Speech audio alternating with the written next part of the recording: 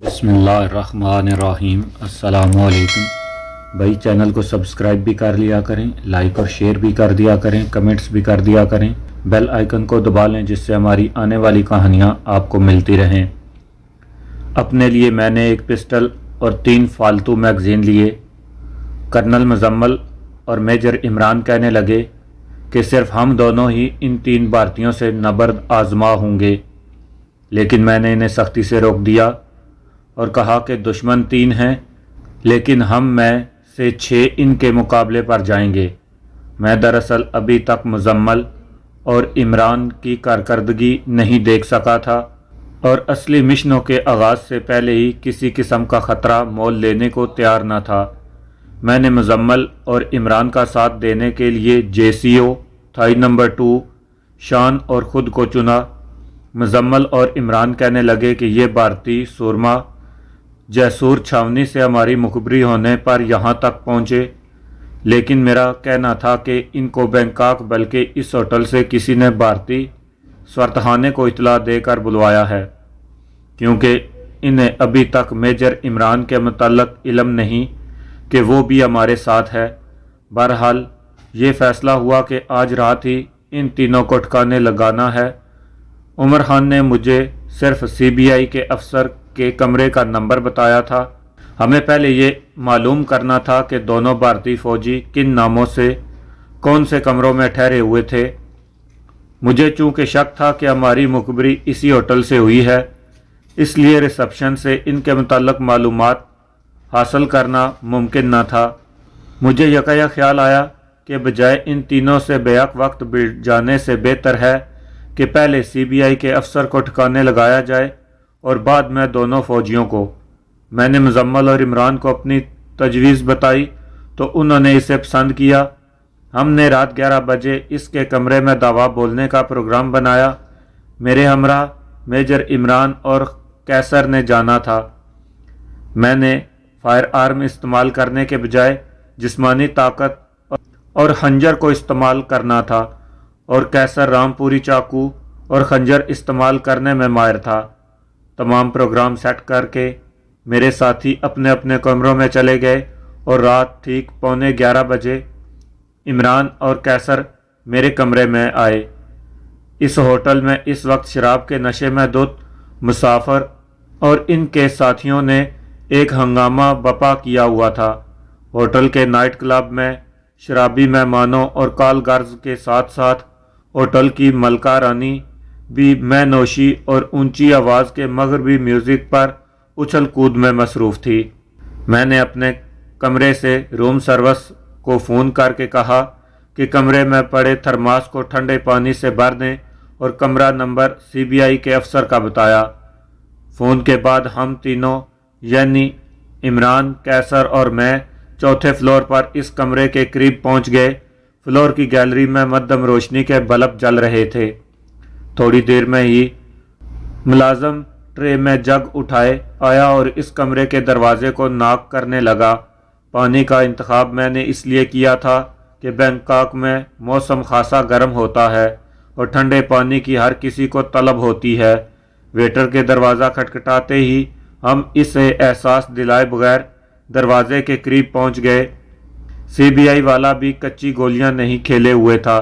इसने बंद दरवाजे से लगे पी होल से यकीनन पहले बावर्दी वेटर को देखा और वेटर के बताने पर कि वो ठंडा पानी लाया है दरवाज़ा खोल दिया। वेटर कमरे में दाखिल हुआ और थर्मास में पानी डालकर जब वापस दरवाजे के बाहर गया तो हम तीनों बैक वक्त कमरे में दाखिल हुए। हमने अपने बाजुओं से अपने चेहरे छुपाए हुए थे ताकि वेटर शिनाख्त न कर सके। वेटर के दरवाजे से बाहर निकलने के बाद दरवाज़ा बंद करने से पहले मैं ऊंची आवाज़ में हेलो पूरी साहब, तबीयत तो ठीक है और क्या बात है जो आपने हमें इस वक्त तलब किया? कहा था कि वेटर हमारी तरफ से मुत्तमिन होकर चला जाए।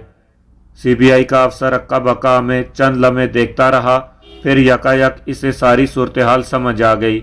वो अपने बेड की तरफ लपका जिसके तकिए के नीचे इसका रिवॉल्वर पड़ा था, लेकिन इमरान ने जंप लगाकर इसे पलंग पर ही दबोच लिया।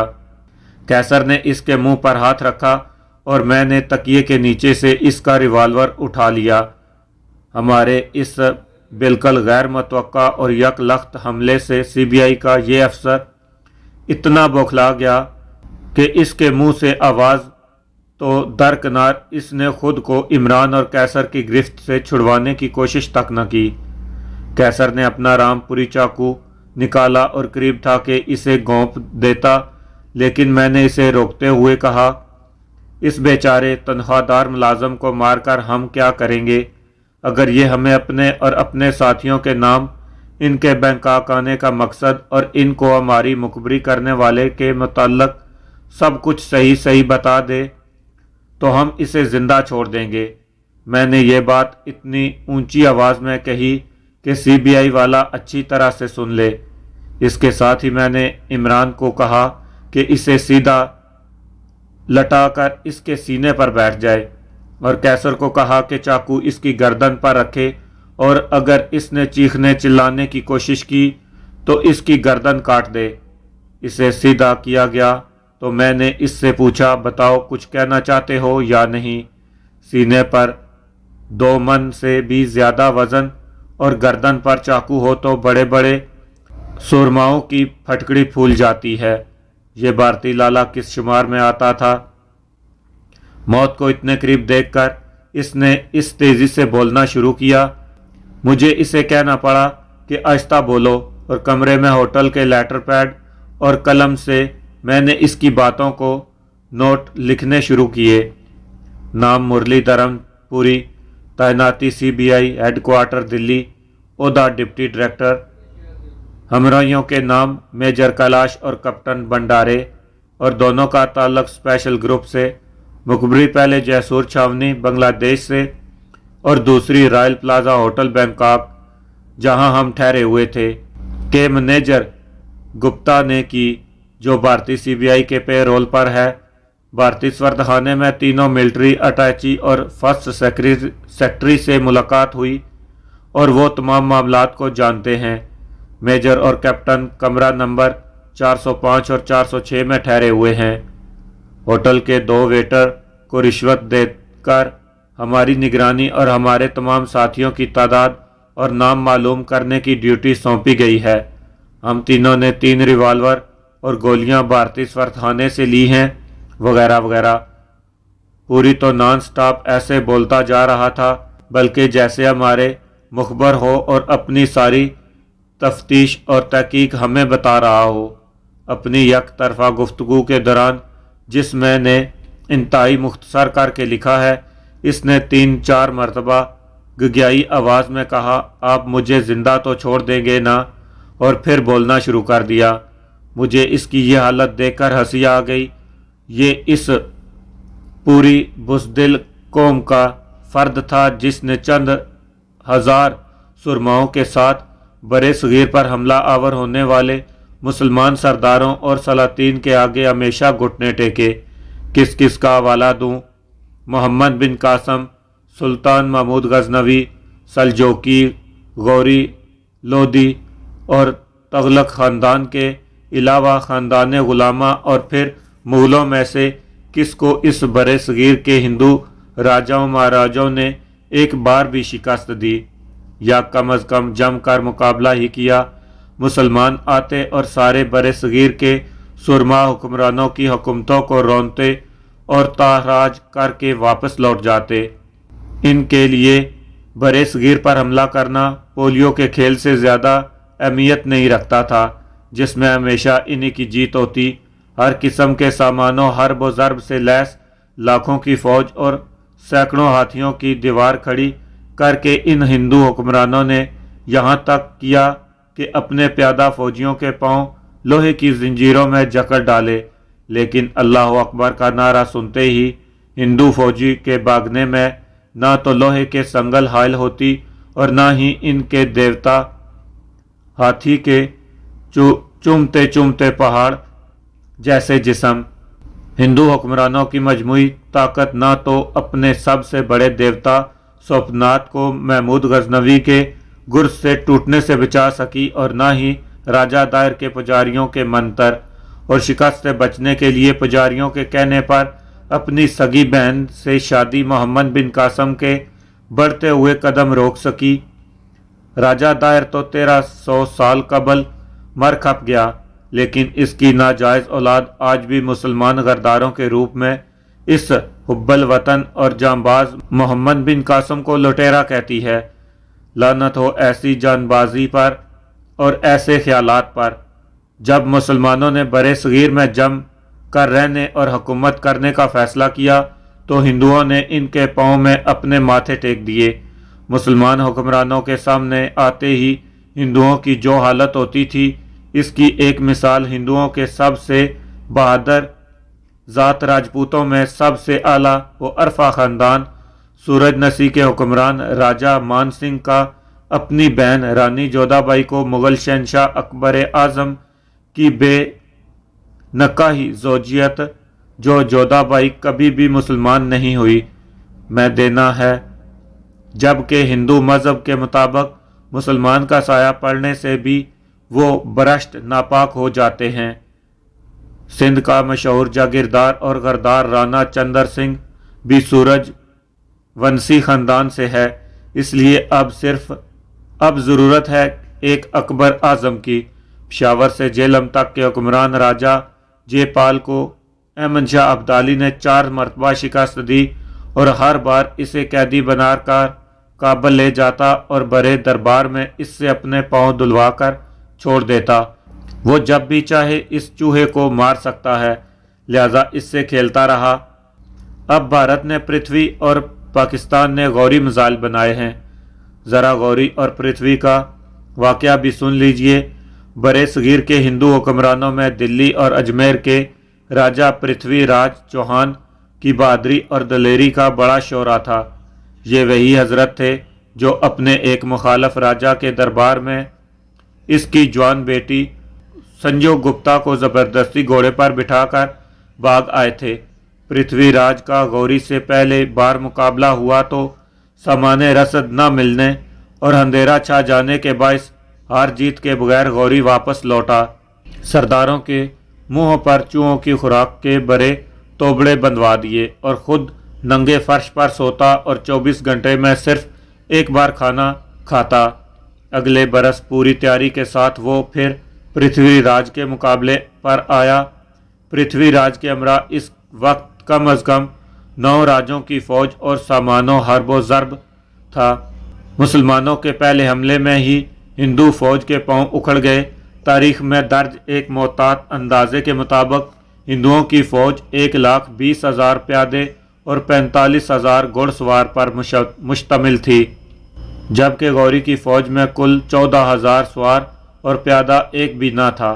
शाम ढलने से पहले ही हिंदू फ़ौज पृथ्वीराज को अकेला छोड़कर भाग गई।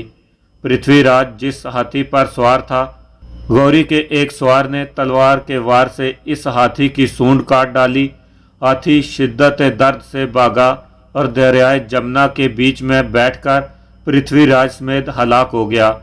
अब भी अगर मौका आया तो इंशाअल्लाह ताला हम पृथ्वीराज की तरह पृथ्वी मिसाइल बनाने वालों को सिर्फ जमुना में ही नहीं बल्कि भारत के सारे दरियाओं के अलावा समंदर में गर्क कर देंगे, क्योंकि इनकी आबादी इतनी बढ़ चुकी है कि दरिया में समा ना सकेगी। हमें पूरी से जब सब इन्फॉर्मेशन मिल गई तो मैंने कैसर को कहा अब इसे ख़त्म करो, लेकिन मेजर इमरान ने जो अभी तक पूरी की छाती पर बैठा हुआ था, कैसर को रोकते हुए पूरी की गर्दन दबानी शुरू की और इसे तब छोड़ा जब वो बिल्कुल ख़त्म हो गया। सर, मैंने कराटे के साथ मार्शल आर्ट के इस फ़न की भी तरबियत हासिल की है जिसमें दुश्मन को बगैर खून बहाए हलाक किया जा सकता है। आई एम सॉरी कि मैंने आपके आर्डर के मुताबिक अमल ना होने दिया। मेजर इमरान ने पेशबंदी करते हुए मुझे ऐसे सरजनश करने का मौका ना छोड़ा। ठीक है, लेकिन आइंदा डिसिप्लिन की पूरी पाबंदी की जाए। कैसर और इमरान ने पूरी की लाश को बिस्तर पर लटाकर चादर उड़ा दी। क्योंकि एसी पूरी रफ्तार से चल रहा था, इसका रिवाल्वर लेकर और कमरे में अपनी मौजूदगी के तमाम निशानात मिटाकर और होटल के राइटिंग पैड और कलम अपने हमरा लेकर हम एक एक करके पूरी के कमरे से बाहर निकल आए। हम तीनों ने अपने फ्लोर की लॉबी में पहुंचकर ये फैसला किया कि बजाय वक्फा देने के दोनों फौजियों को आज रात ही ठिकाने लगा दिया जाए, ताकि होटल वालों को तीनों के मरने का एक साथ ही पता चल जाए और ये दोनों फौजी भी पूरी की हलाकत का जानकर होटल छोड़कर कहीं और न चले जाएं। अब हमारा रुख कमरा नंबर 5 की तरफ था, जिसमें मेजर कैलाश ठहरा हुआ था। मेजर और कैप्टन के दरवाजे खुलवाने की कोई सूरत समझ नहीं आ रही थी। मैंने सोचा कि ये दोनों फौजी तो एक साथ काम करने की वजह से एक दूसरे की आवाज़ों से खूब आशना होंगे, लेकिन पूरी के साथ इनका राब्ता बहुत कम अरसा होगा, इसलिए इन्हें यके बाद दीगर पूरी के कमरे में लाया जाए। हम फिर पूरी के कमरे में आ गए और मैंने टेलीफोन का रिसीवर पर रुमाल रखकर मेजर कैलाश के कमरे का फ़ोन मिलाया।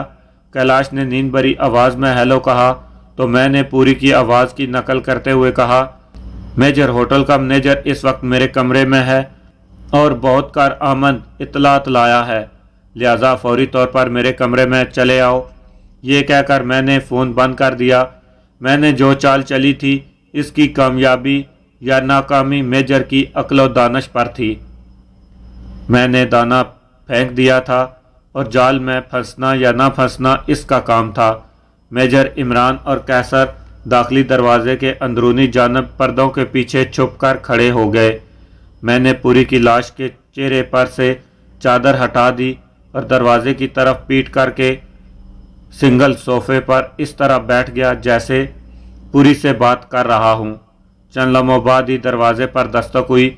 मैंने इसे आवाज़ में कहा, मेजर अंदर आ जाओ, दरवाज़ा खुला है।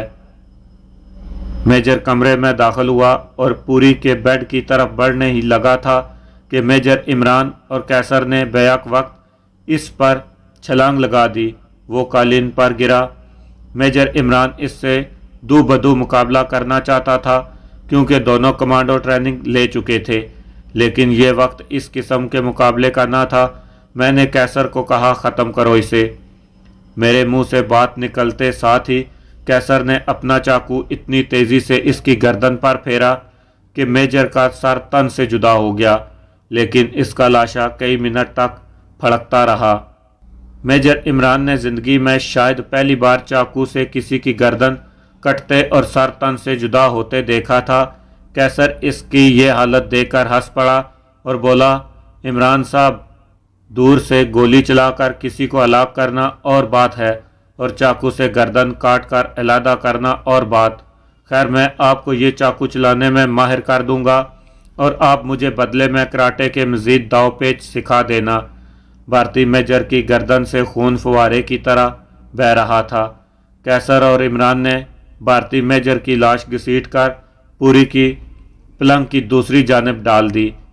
फर्श भी खून से लालाजार बना हुआ था। अब मैंने फ़ोन उठाकर कैप्टन भंडारे का नंबर मिलाया और पूरी की आवाज़ में इसे कहा, बहुत बड़ी और मुफीद इत्तला है। मेजर भी मेरे कमरे में है, तुम भी फ़ौरन यहाँ चले आओ। ये कहकर मैंने फ़ोन बंद कर दिया। इस बार मैंने मेजर इमरान को बेड के सामने पड़ी कुर्सी पर बैठने और मुझे और कैसर को कवर देने का कहा। इस कमांडो कैप्टन से खुद दो हाथ करना चाहता था।